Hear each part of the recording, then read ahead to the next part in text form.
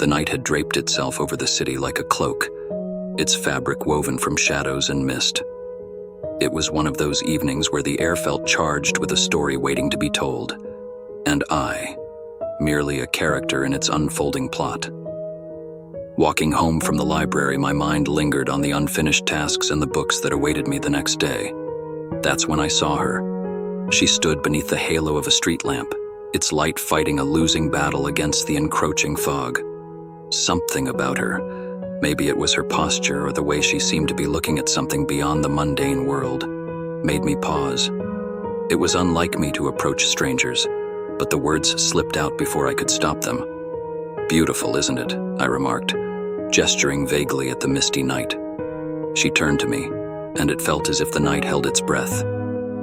"I suppose it is," she replied, her voice carrying a melody that resonated with something deep inside me. Her eyes, vibrant even in the dim light, locked onto mine, and I felt an inexplicable connection, as though her gaze was unraveling the very fabric of my solitude. We talked then about everything and nothing. She spoke of cities she'd visited, each with its own rhythm and secrets, while I shared my love for the stories that lay dormant in the library's books, waiting to be awakened by a reader's touch. It was a conversation that spanned lifetimes yet ended too soon. As we parted, the promise of another meeting hanging between us, I felt a shift within me. The night, once a blanket of isolation, now seemed alive with possibilities. Lying in bed later, the encounter replayed in my mind. There was something about her, Evelyn, she had said her name was, that seemed to stir the air around her, to make the world a bit more vivid. For the first time in a long while, I found myself eager for what the next day might bring, for the story that had begun to write itself in the fog-shrouded night. Unbeknownst to me, this brief meeting was the first chapter of a tale that would lead me down paths I never imagined, into a love that would challenge the very boundaries of my world. The days following our unexpected encounter under the streetlight unfolded like pages from one of the many books I cherished. Each moment with Evelyn was a sentence, every laugh a punctuation mark in the growing narrative of our relationship. I found myself captivated not just by her beauty, but by the depth of her mind and the way she seemed to dance on the edge of something mysterious, something untold. Our meetings became the highlights of my otherwise monotonous days. The library, a sanctuary of silence and stories, turned into a place charged with anticipation.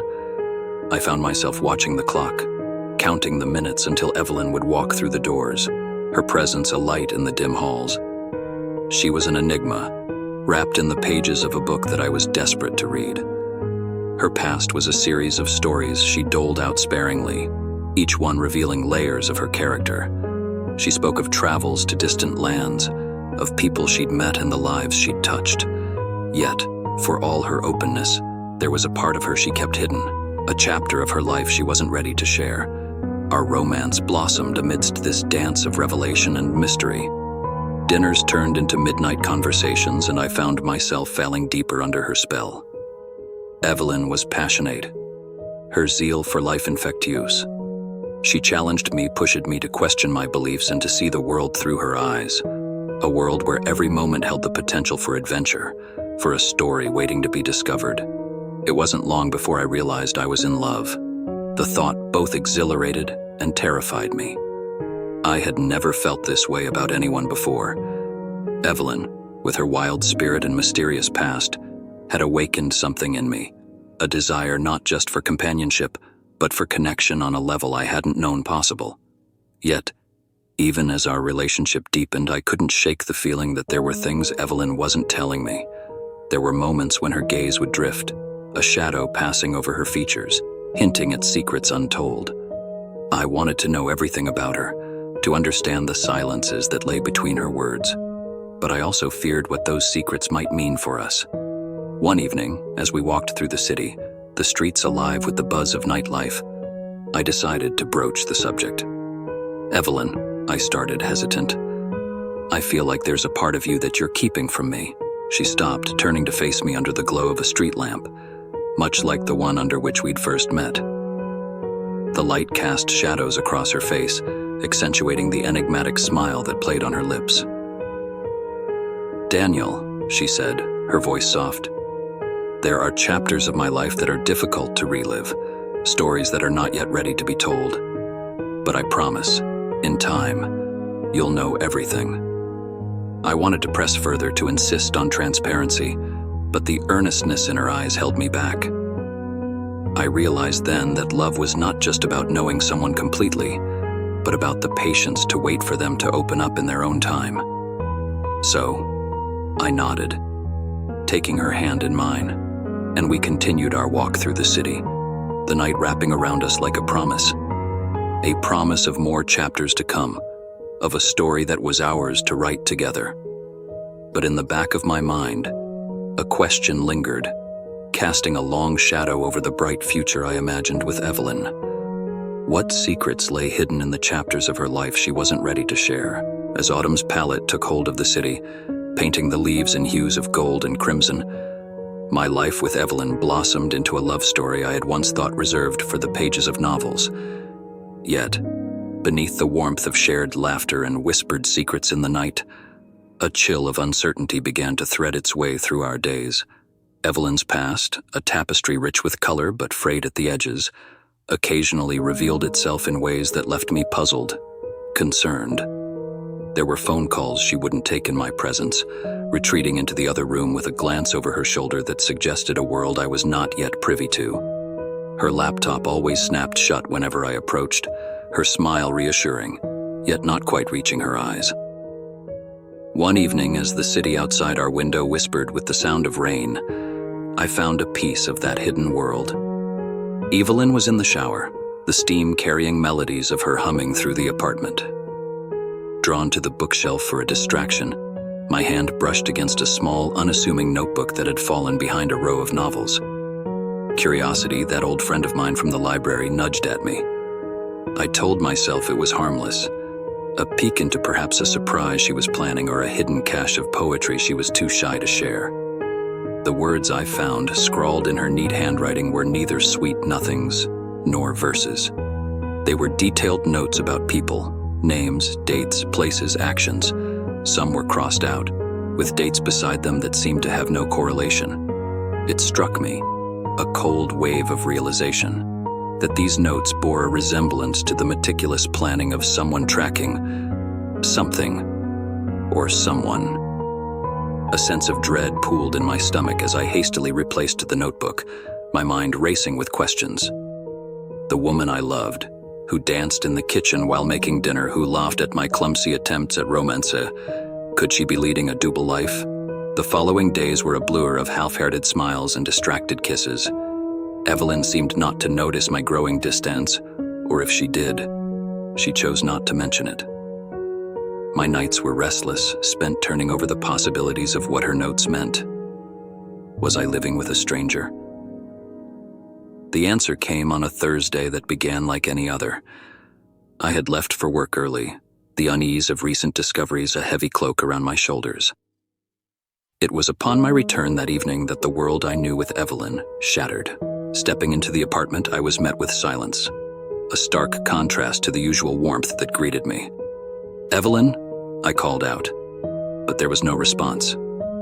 A note on the kitchen counter caught my eye, her handwriting stark against the white paper.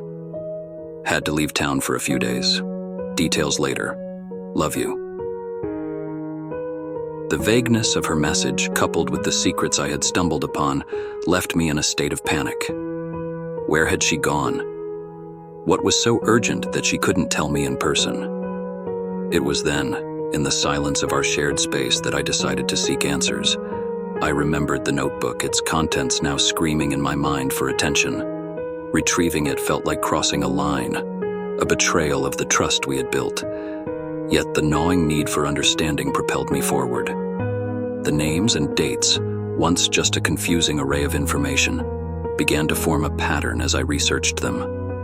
They were individuals, each with a shadowed past, some with criminal records, others with accusations that never led to convictions. The dates beside the crossed-out names matched with reported incidents, accidents, disappearances. I sat there, the pieces of a puzzle I never wanted to complete laying bare before me. The realization that Evelyn might be involved in something dark, something dangerous, was a weight I wasn't prepared to carry. Yet, there it was, an undeniable truth that I could no longer ignore. The questions of who Evelyn truly was and what she was capable of loomed large in my mind. Our whirlwind romance, once a beacon of light in my life, now felt like a ship heading towards a storm, with me powerless at the helm. The days following my discovery of Evelyn's notebook were cloaked in a thick fog of denial and doubt. My mind oscillated between disbelief and suspicion, an internal tug-of-war that left me exhausted. How could the woman I had come to love, who shared my bed and laughed at my jokes, be involved in something so nefariously complex? It seemed inconceivable, yet the evidence I had unwittingly stumbled upon suggested otherwise. I tried to carry on as if nothing had changed, but the fabric of our relationship had been irrevocably altered. The notebook lay hidden in its spot, a silent testament to the secret life Evelyn led, a life I was now a part of, albeit unwillingly. Her absence only served to amplify my fears. Each day without contact, a confirmation of my worst suspicions. When Evelyn finally returned, she was the picture of normalcy, her smile bright and her embrace warm. She spun tales of her sudden departure, citing a freelance assignment that had taken her out of state, a story delivered with such conviction that I almost believed her. Almost. The shadow of doubt lingered, a dark cloud over every word she spoke, every touch she offered. The tension between us grew, an unspoken chasm that neither of us dared to bridge. I found myself watching her, analyzing her movements and words for any sign of the truth. Yet, Evelyn seemed oblivious to my internal turmoil, or perhaps she was simply too skilled at hiding her own. It was during one of these silent observations that I decided to confront her. The weight of my suspicions had become unbearable, a constant presence that tainted every moment we shared. I needed answers, regardless of the consequences. "Evelyn," I began one evening as we sat in the dim light of our living room, the flicker of the television casting shadows on the walls. "I need to know what's going on. I found your notebook." The reaction was immediate. The color drained from her face, her body tensing as if bracing for a blow. For a moment, she was silent, her eyes searching mine, perhaps weighing her options. "Daniel, she started, her voice barely above a whisper. "It's not what you think." But it was too late for half-truths and reassurances. The floodgates had opened, and with them a torrent of questions poured out. I pressed her for answers, my voice growing louder with each unanswered query. The woman before me seemed to shrink, her usual confidence replaced by a vulnerability I had never seen. Evelyn's explanation, when it finally came, was fragmented, a mosaic of truths and omissions. She spoke of her past, of injustices that had left deep scars, of a desire to right wrongs in the only way she knew how. The details were vague, skirting the edges of legality and morality, leaving more questions than answers. I wanted to believe her, to accept her words and bury my doubts. Love, after all, is a powerful motivator, blinding us to the flaws and secrets of those we cherish. Yet, as I looked into her eyes, I saw the shadows of the secrets she still kept, the parts of her story she wasn't ready to share. The conversation ended with a plea for trust, for time. Evelyn asked me to believe in her, in us, despite the secrets that lay between us, and, in a moment of weakness or perhaps strength, I agreed. I chose to stay to navigate the murky waters of our relationship, driven by the love that had bound us together. But as the days passed, the doubt that had taken root in my heart grew, fed by the secrets and lies that had become a part of our lives. The notebook, once a symbol of my discovery, now represented the barrier between us, a reminder of the distance that secrets can create. The realization that love could not conquer all, that it could not bridge the gap between truth and deception, was a bitter pill to swallow. I found myself at a crossroads, torn between the desire to uncover the truth and the fear of what that truth might mean for our future. The veneer of normalcy that Evelyn and I tried to maintain in the weeks that followed began to crack, the strain of unspoken truths and half-lies eroding the foundation of our relationship. The woman I had fallen in love with seemed more like a ghost now, her presence in our home a constant reminder of the secrets she harbored. My own reflection became that of a stranger, a man torn between his love for a woman and his moral compass. It was a chilly evening when everything came to a head. Evelyn had been more distant than usual, her smiles forced, her touches fleeting. The air between us was heavy with the things left unsaid, a suffocating blanket of doubt and fear. I could no longer bear the weight of it. "Evelyn, we need to talk," I said, my voice steady despite the turmoil inside me. She nodded, a resigned look in her eyes as if she had been expecting this moment. We sat across from each other, the distance of the few feet between us feeling like miles. I took a deep breath, the words I had rehearsed in my mind suddenly elusive. "I can't do this anymore," I finally said. "The secrets, the lies, it's tearing us apart." Evelyn's face was a mask of pain, her green eyes shimmering with unshed tears. "I know," she whispered. "I never wanted to put you in this position. I thought I could keep my other life separate from us. But I was wrong." "Other life?" I echoed, the implications of her words sending a shiver down my spine. She nodded, taking a deep breath before plunging into a confession that would forever alter the course of our lives. Evelyn spoke of a past marred by violence and loss, of a justice system that had failed her and countless others. She told me of her decision to take matters into her own hands, to become a vigilante who pursued those the law had let slip through its fingers. The notebook, her meticulous tracking of her targets, the late nights, all were pieces of a puzzle that now fell into place, forming a picture I could no longer deny. As she spoke, my heart ached for her, for the pain and the darkness that had driven her to such lengths. But alongside the empathy, there was horror, a realization of the gravity of her actions and the danger they represented. "What have you done, Evelyn?" I asked, my voice barely above a whisper. She met my gaze, her eyes resolute. "What I had to," she said. "What the law wouldn't." The silence that followed was deafening, the space between us filled with the ghosts of her victims and the shadow of her deeds. I struggled to reconcile the woman I loved with the avenger she had become, the lines between right and wrong blurring before my eyes. In that moment, I knew that our lives could never return to the simplicity of before. The confession had laid bare the chasm between us, a divide that love alone could not bridge. "I don't know if I can be a part of this," I admitted, the words tasting like betrayal. Evelyn nodded, a tear trailing down her cheek. "I understand," she said. "I never wanted to drag you into the darkness with me. I love you, Daniel, but I know that might not be enough anymore."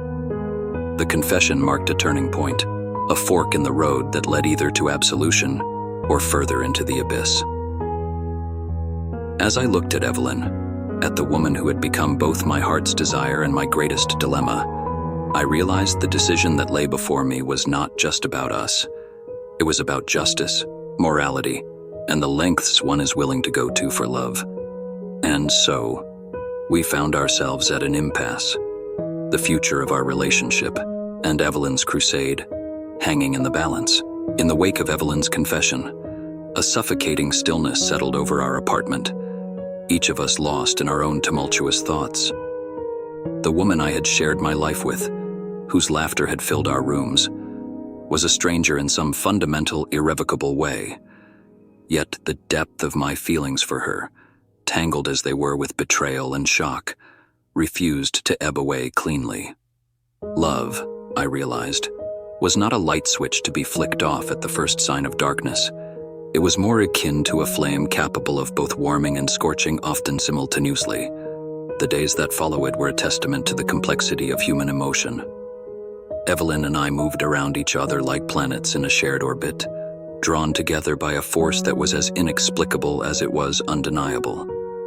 Conversations were tentative, fraught with the unspoken tension of her revelation, yet beneath it all lay an undercurrent of the intimacy we had once shared so effortlessly.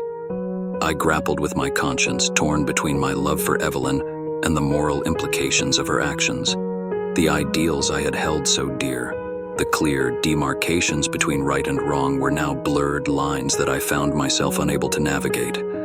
Evelyn's vigilante justice, born from a place of profound pain and injustice, challenged every preconceived notion I had about the law, morality, and the lengths to which one might go to seek retribution. The decision before me was fraught with complexity. Could I, in good conscience, continue to share my life with someone who had taken the law into her own hands? Was love enough to overlook the gravity of her actions? Or was it my duty to turn her in, to uphold the very principles of justice she had sought to serve in her own twisted way? It was during a long, sleepless night that clarity finally came. I realized that my love for Evelyn, while deep and real, could not absolve her of her deeds. Nor could it shield me from the complicity of silence. Yet, the thought of betraying her, of being the one to hand her over to the authorities, was anathema to me. I was caught in a moral quagmire, each option more unbearable than the last. The morning light brought with it a decision, one born of countless hours of soul-searching and internal debate. I approached Evelyn with a proposition, one that would forever change the trajectory of our lives. "We can't continue like this," I began, my voice steady despite the turmoil raging within. "Your quest for justice, however well-intentioned, has led you down a path I can't follow.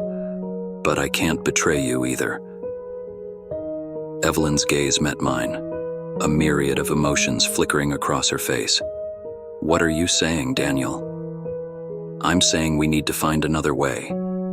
A way for you to atone for what you've done, without causing more harm. And a way for us to move forward if that's even possible." The conversation that followed was one of the hardest of my life. We discussed options, from turning herself in with a full confession to seeking some form of redemption through helping others. Each scenario was fraught with its own set of challenges and uncertainties, but the underlying truth was clear. We could not undo the past, but we could attempt to shape a future that offered some semblance of hope. In the end, Evelyn agreed to consider a path towards atonement, though the specifics remained undefined, a nebulous plan that offered no guarantees of forgiveness or redemption. The decision was a precarious one, balancing on the edge of a knife that threatened to cut us both.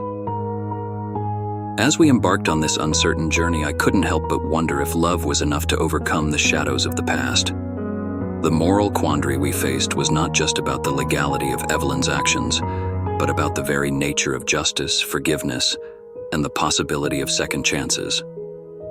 The road ahead was uncertain, fraught with potential pitfalls and heartache, but it was a path we had chosen to walk together, a testament to the enduring, if complicated, nature of love. The decision to forge a path toward atonement was like stepping into a chasm, the other side invisible, and the depths unknown. Evelyn and I, bound by a love that had been tested in the crucible of her confession, embarked on this journey together, unsure of where it would lead us, but certain that the status quo was untenable. In the weeks that followed, our apartment became a war room of sorts, a place where strategies were devised and plans were laid.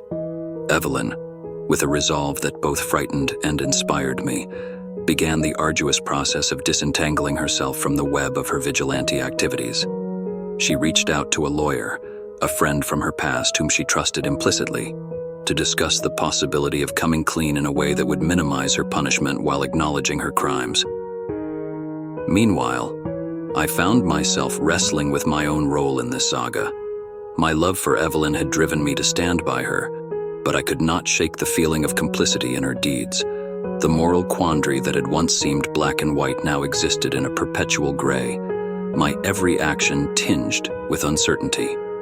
As part of our attempt to start anew, we decided to leave the city that had been the backdrop to our love story and Evelyn's dark crusade.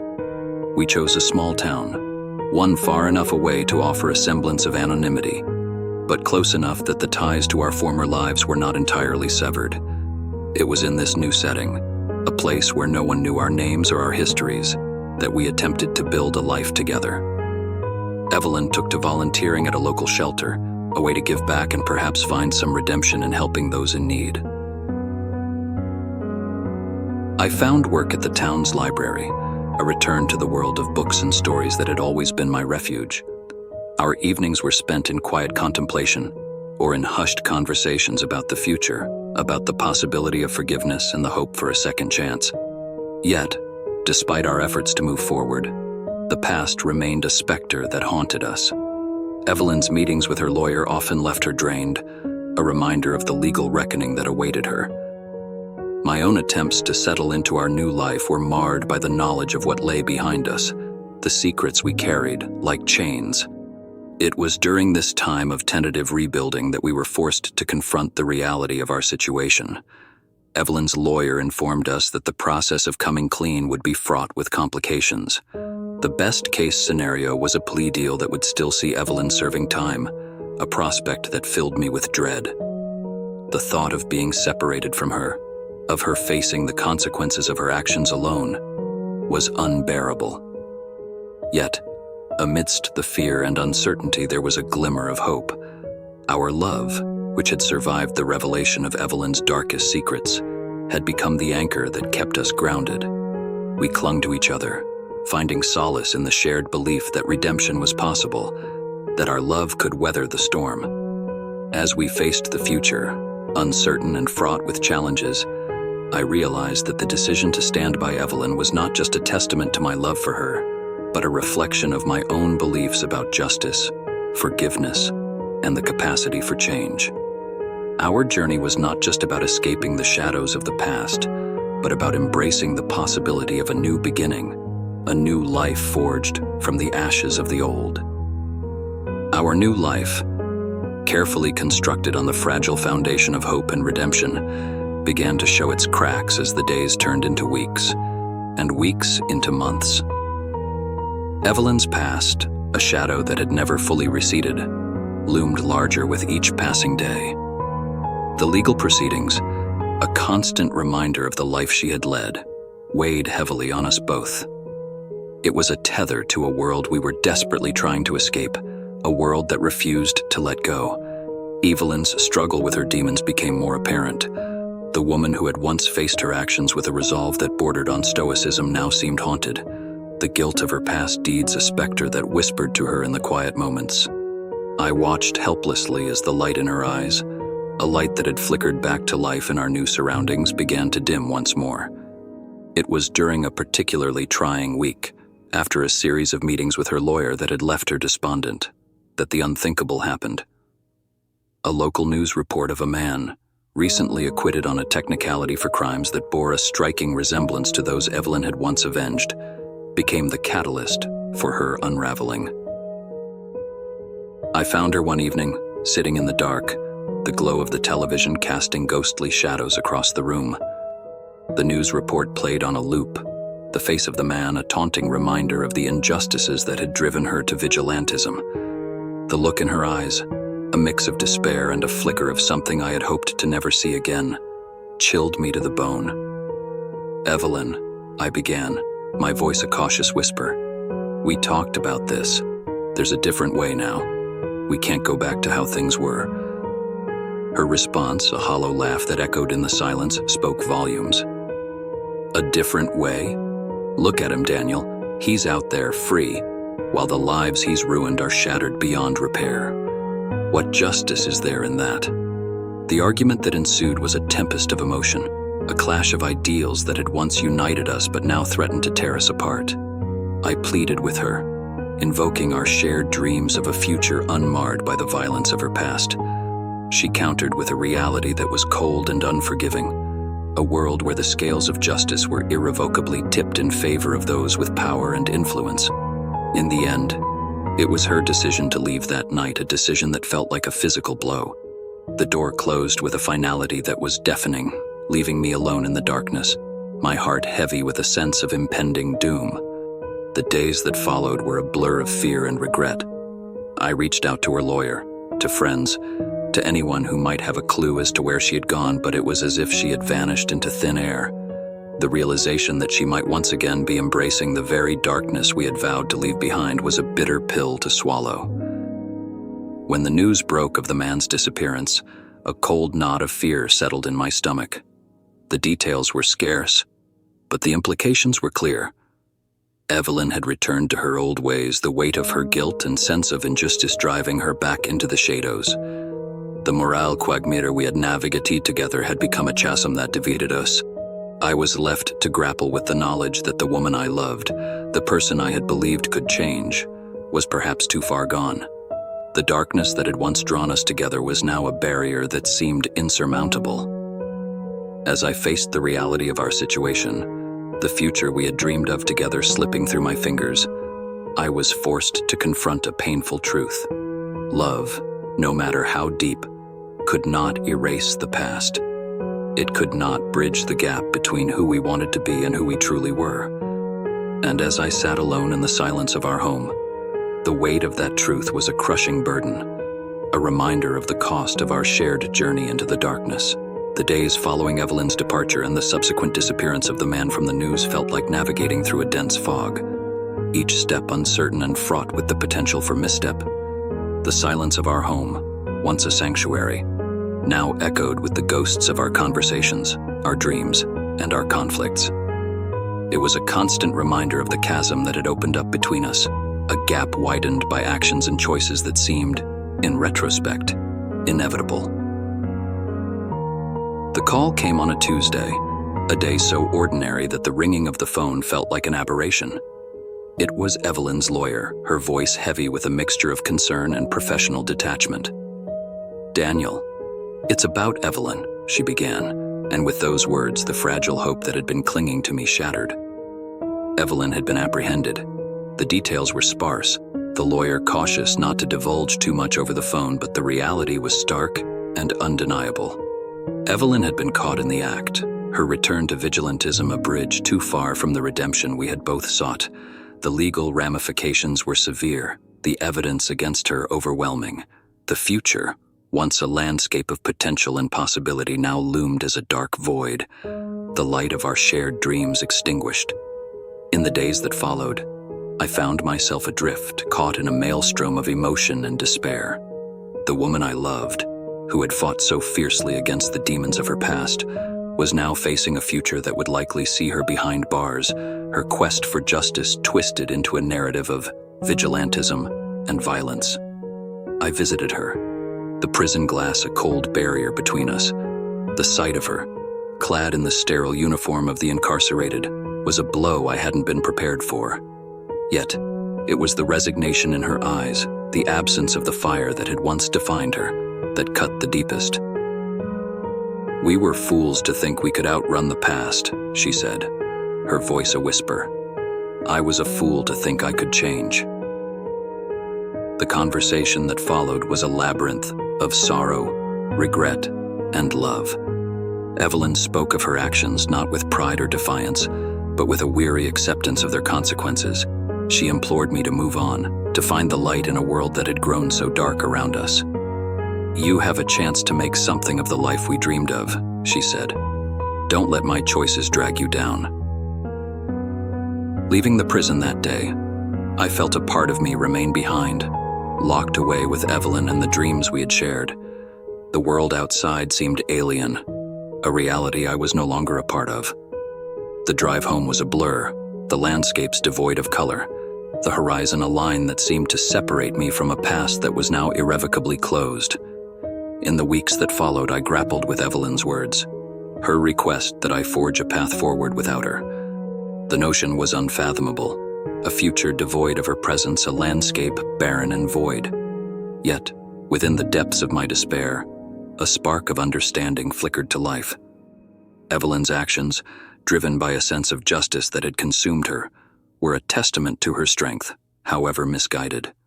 And her final request, a plea that I find a way to live beyond the shadow of our shared past, was perhaps her greatest act of love. The unraveling of our lives, the collapse of the dreams we had built together, was a tragedy born of choices and circumstances that had spiraled beyond our control. Yet, within the heartbreak, there was a sliver of hope, a possibility that redemption lay not in the erasure of the past but in the courage to face the future, however uncertain. As I began the process of rebuilding, of finding my way through a world that had changed irrevocably, I held on to the love that had bound Evelyn and me together, It was a beacon in the darkness, a reminder that even in the face of overwhelming odds, the human spirit could endure, could find a way to carry on. In the wake of Evelyn's imprisonment, my life felt like a ship adrift, untethered from the anchor that had once given it direction and purpose. The void left by her absence was a palpable presence, a constant reminder of the love we shared and the dreams that had disintegrated in the harsh light of reality. Yet amidst the ruins of our shared past, I began to discern the outlines of a path forward, a route that wound through the landscape of grief and led, perhaps, to a future where the pain might lessen and the memories might serve not as shackles but as guideposts. The decision to start anew was not an easy one. It required the acceptance of loss, the acknowledgement that some wounds might never fully heal. It necessitated a confrontation with my own role in the events that had unfolded, an examination of the choices I had made and the consequences they had wrought. This introspection was a crucible, burning away the illusions I had harbored and leaving behind a clarity that was stark and unyielding. I resolved to honor Evelyn's final request, to seek out the light even in the depths of darkness. This commitment led me to volunteer work, an attempt to make amends for the shadows that had touched our lives. I found solace in helping others, in offering support to those who, like us, had been ensnared by circumstances beyond their control. It was in this work that I began to see the possibility of redemption, not as a grandiose notion, but as a series of small, meaningful actions that, collectively, could forge a semblance of justice in an often unjust world. As the legal proceedings against Evelyn progressed, I was drawn into the orbit of advocacy, a role that I had never envisioned for myself, but one that now seemed imbued with purpose. I spoke out about the flaws in the justice system, about the need for reform and the importance of addressing the root causes of crime and violence. It was a way to give voice to Evelyn's pain, to ensure that her actions, however misguided, served as a catalyst for change, rather than a mere footnote in a tragic tale. The journey was not without its challenges. There were moments of despair, times when the weight of loss threatened to drag me back into the abyss. Yet, with each step forward, with each act of kindness or advocacy, I felt a strengthening of spirit, a reaffirmation of the belief that out of pain could come growth, out of darkness could come light. My relationship with Evelyn, transformed by the trials we had endured, became a touchstone. Our conversations, once filled with plans for the future, now revolved around forgiveness, understanding, and the hope that in some small way, our story might contribute to a larger narrative of healing and reform. She too found purpose in her situation, working within the prison system to provide support to other women, sharing her experiences in the hope of guiding them away from the path she had taken. The crossroads at which I found myself was not marked by grand revelations or dramatic shifts in direction. Rather, it was defined by the gradual realization that life, in all its complexity, offered opportunities for redemption and renewal. The path I chose to walk was one of quiet determination, a journey marked by the belief that even the deepest wounds could be salved by love, by the commitment to justice, and by the relentless pursuit of a better world. As the seasons changed, bringing with them the promise of renewal, I understood that the road ahead would be long and fraught with obstacles, yet I also knew that I would not walk it alone. The memory of Evelyn, of our love and our struggles, would be with me, a beacon guiding me toward a future where the pain of the past could be transformed into the hope for tomorrow. Years have passed since the chapters of our lives unfolded in ways we could never have predicted. The journey from the depths of despair to the tentative steps towards healing and advocacy has been arduous, marked by moments of both profound loss and unexpected grace. In the time that has elapsed, the world has shifted in subtle but significant ways, a testament to the notion that change, though often slow, is inexorably constant. I find myself now, not just as a survivor of personal tragedy, but as a voice in a chorus calling for a deeper understanding and reform within our justice system. The advocacy work that began as a means to navigate my grief has grown into a movement, one that seeks to address the complexities of crime, punishment, and rehabilitation with compassion and nuance. Evelyn, despite the confines of her circumstances, has become something of a beacon herself. Her writings, a raw and unflinching account of her descent into vigilantism and the consequences that followed, have sparked conversations around the globe.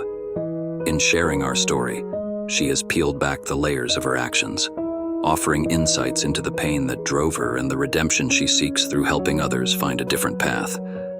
As for me, the journey has led me to places I never anticipated. I've spoken at conferences, contributed to policy discussions, and worked alongside others who, like us, believe in the possibility of change. The pain of the past is a constant companion, but so too is the love that Evelyn and I shared, a force that continues to guide and inspire me.